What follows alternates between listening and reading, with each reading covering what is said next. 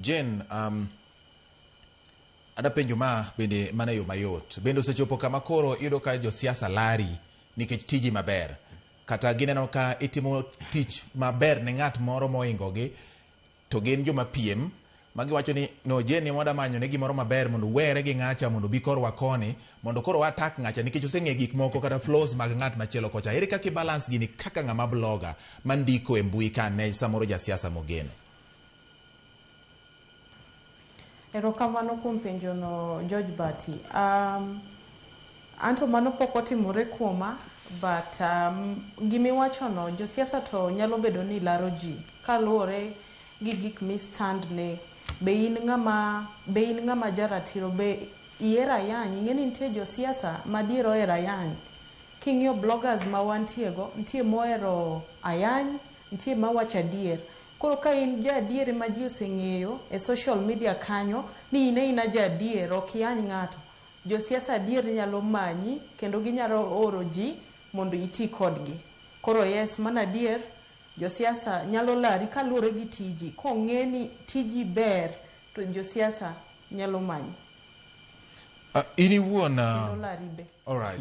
Okay, erokamano ahinya. Ini iwuon bende samoro iseyudrie kamoro ma ichae ng'at moro ma bende timo tich ma itimo ni e mbui miwacho ni ma to ng'ama ok tim tich maber. Un blogger uduto for example, but king'iyo ng'ato tiwacho ni gini nowinjo bed ni itime kama. Bende osechopo kama in iwuon in bende iyudorie kama chal kamano, Jen?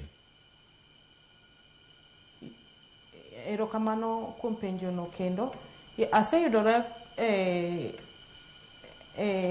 gima chal kamano ka achayo seche moko tij bloggers moko, nikech inyalo yudo ka bloggers moko gin joma attack personal life mar jatelo.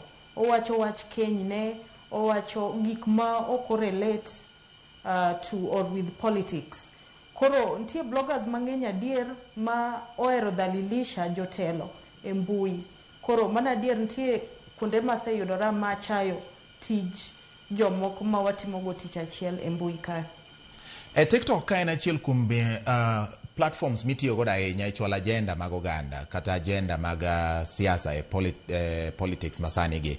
To yudo ka TikTok ka joma ndiko nyalo bet ni ong'ere. Bende nitiere kamoro ma we engage ma samoro nyalo wacho ni achiel kuomwa nodwa dhi ahinya kendo tiyo kod dhok moko manyalo miyo ji chak bedo gi paro moro marach kuomwa kata paro moro ma koro ineno ka jomoko makia gima gitimo kata gima ginyalo timo en mana yany, gidiro weche, gifuong'o weche mag miriambo, gik ma kamago. Wabede piny mondo wakwere kiwan kaka jok mandiko mag wan bloggers ka en ng'ama timo gimoro ma unu uwegi uparo ni ok odhi kare.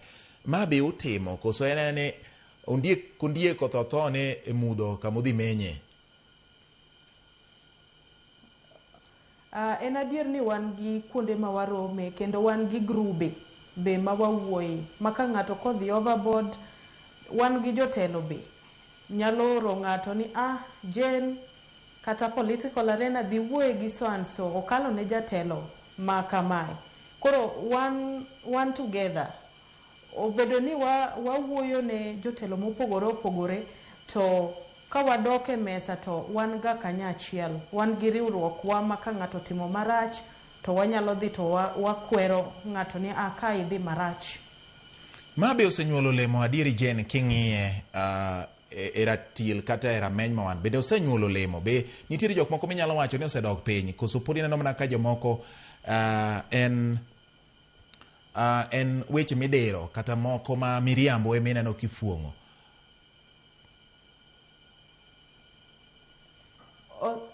Osekonyo kabisa. Nitie jok ma kata an personally asewuoyogo ma ka wang'iyo adier to kaka ne gintie chon gi kaka gintie sani, nitie kaka pogruok osebet. Maybe chon ne en gi weche ayany mang'eny, but sani koro kung'iyo gik motemo wacho o attack politician gi tije. Koro waneno lokruok osebet.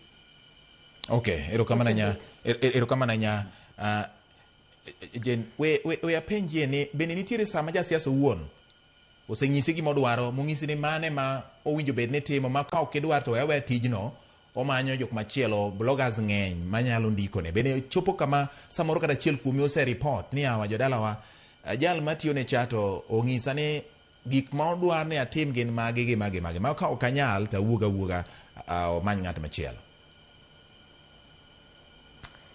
George Bati, anto kanyalo ng'iyora, anto anyalo kwanora kaka ni an lucky. I'm one of those people who are lucky. Nikech anto onge politician mora mo se nyisa kata ni dhi yany ng'ato, dhi yany ng'ani. Dhi wach kama, wan kaka an jasiasa, ang'eyo ni ng'ato kowacho kama kuom ng'ani, tang'eyo kuma amulego matin.